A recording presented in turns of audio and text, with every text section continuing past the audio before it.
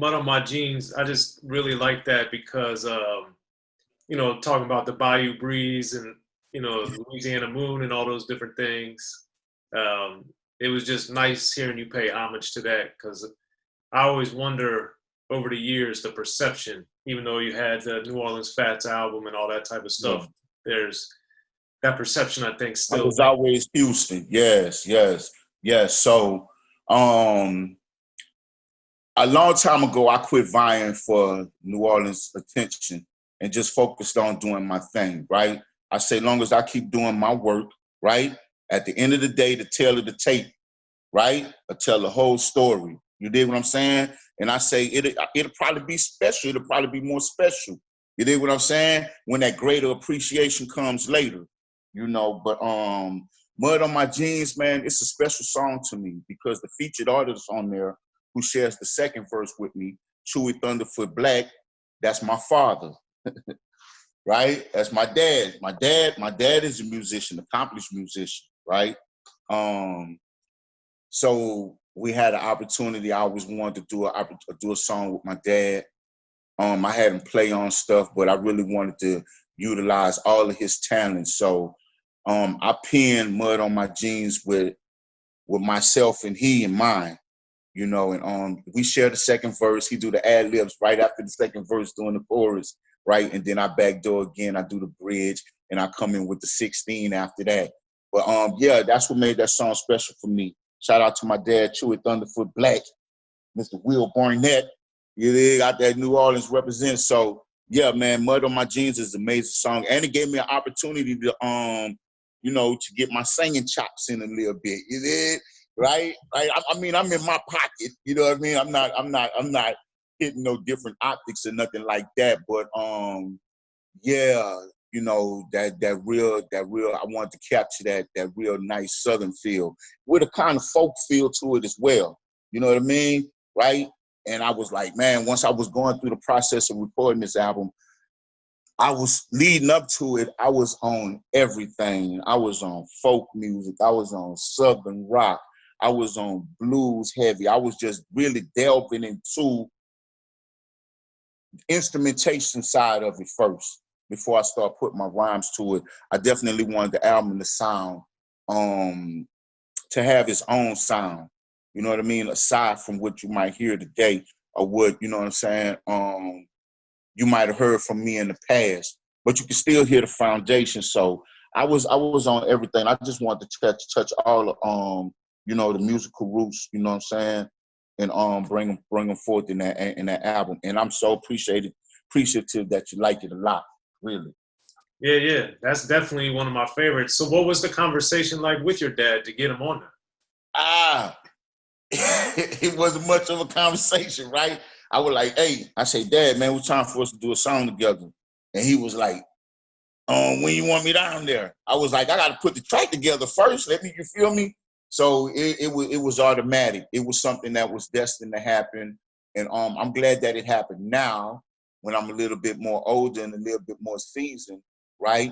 Than when I was just a young buck out there, because we was able to really come together and make something that's really cultural, right?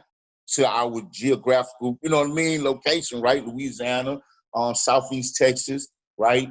So yeah, I can't wait till the people in that area get a hold to it. It's gonna be crazy. With the Zydeco off in there as well. So we definitely try to capture that Louisiana on there with that Texas, because Houston is just like Louisiana. A whole bunch of people that's in Houston is from Louisiana, right? They all come together right there, that whole little pocket. It's an amazing melting pot. And I definitely love the area. We got the bomb festivals and everything, man. The great food, right, between the both of them. I mean, it's amazing. I just wanted to do a song that captured all of that. Gotcha. Okay.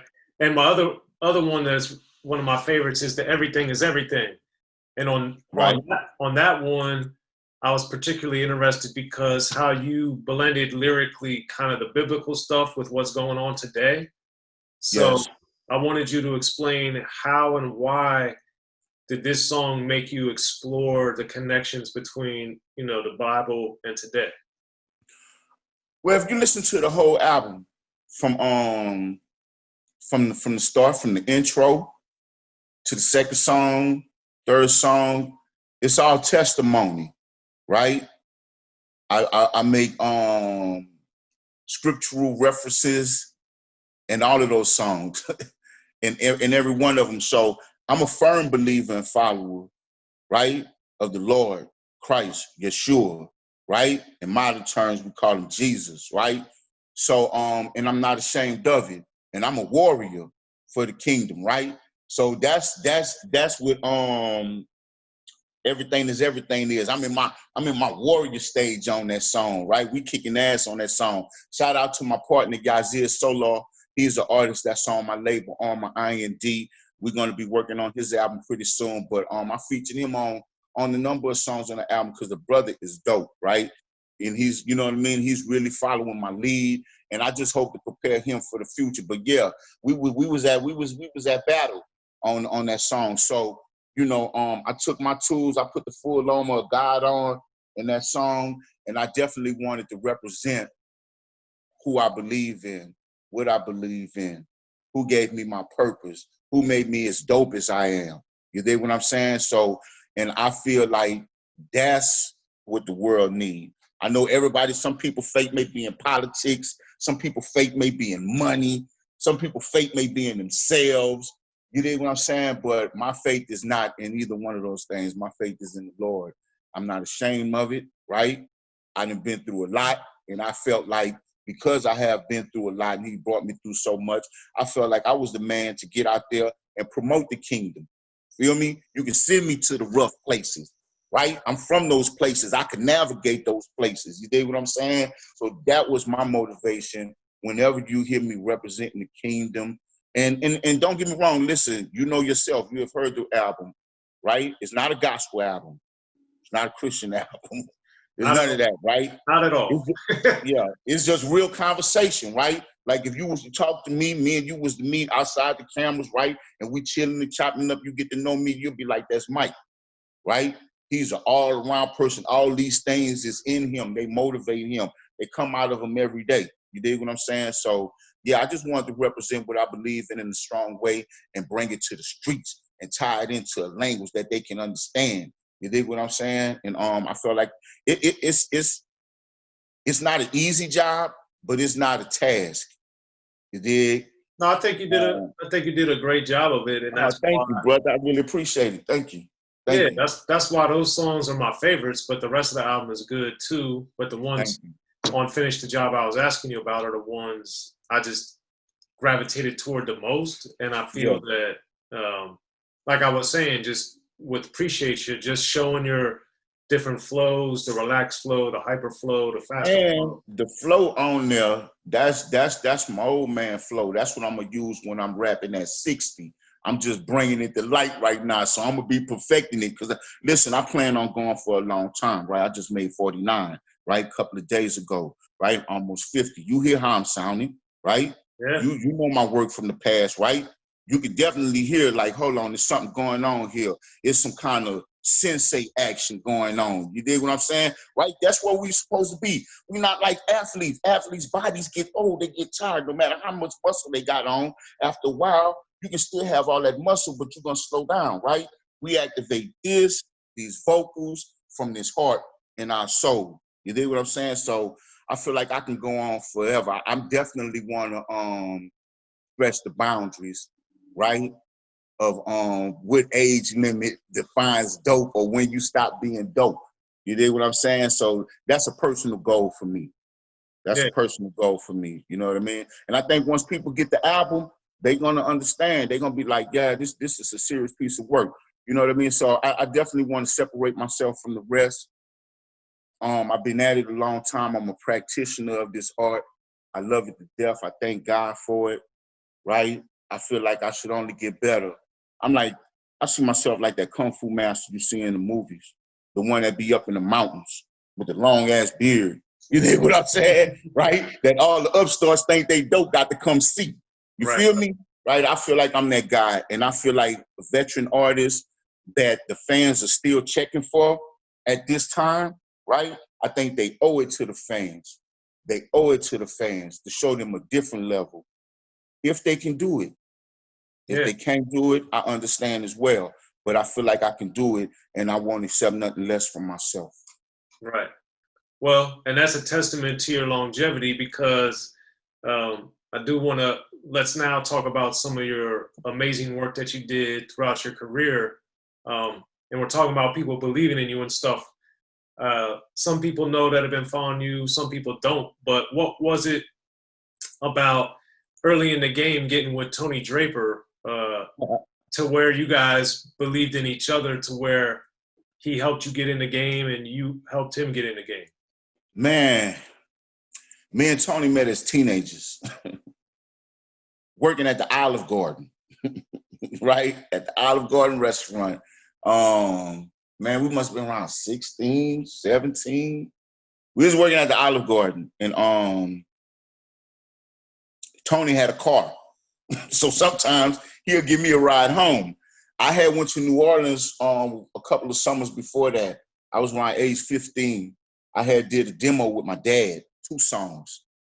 So I was playing them one day when me and Tony was on. He was taking me home, and he liked it. And he was like, "Man, I got a cousin over there at Rap-A-Lot Records. He's a producer over there, right? His name John Beto." He said, "Man, can I take it to him?" Right? So he came, he took it to him, and he was like, "Mike," he said, "Man, they like it, but we're gonna have to go do some more songs." So when payday came, right, we would go half in on the studio time, right? Me and Tony, right? And we produced some more demos after we produced a few more songs. It's crazy because Tony always had the ambition not to even be an artist. Even as a teenager, he wanted to run the company, right? I wanted to be, right, knocked out. I wanted to be the awesome MC. I wanted to be a famous rapper, right? I wanted to be that. And it's funny, we had started out together. Once the demos got back, they set up a meeting with us and Jay Prince. And that's when they presented me with the Convicts project, right? I hadn't signed as a solo artist. I was just agreed to do the Convicts project. I think that's why we had did just one album. But we did the Convicts project, and Tony didn't follow me to rap a lot, right? Didn't follow me to rap a lot.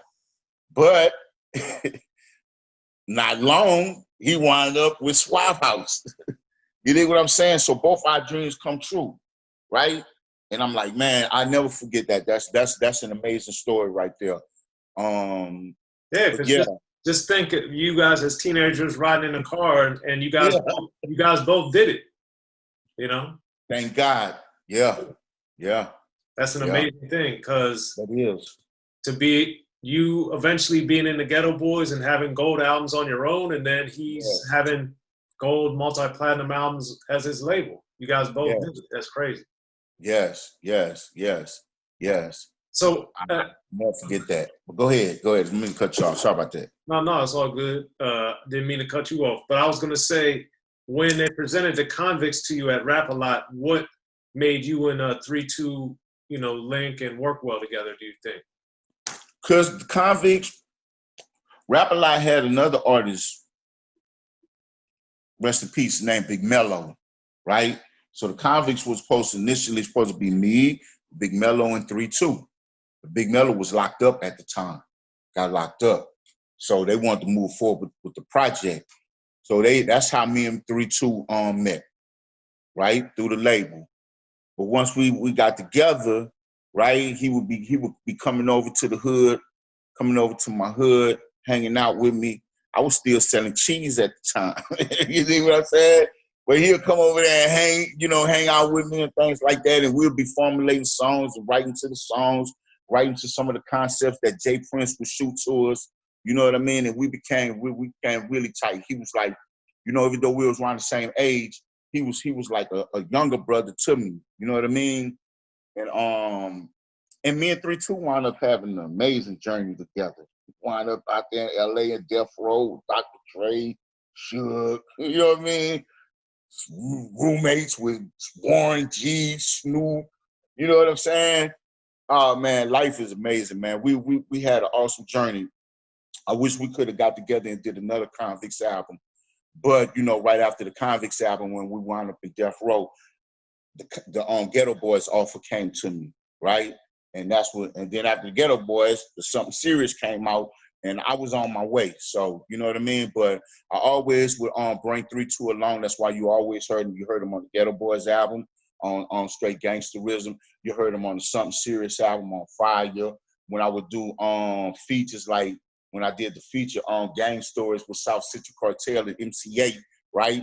He was there. You dig what I'm saying? So I always would reach out and grab my brother and try to help him along and create a foundation for him, you know what I'm saying, so he can launch his thing from, you know, and I do miss him, you know what I'm saying, and yeah, I love him a lot, man. Shout out to 3-2. He got some stuff out too right now called In My Candy. So y'all definitely, when you get time, go check for 3-2.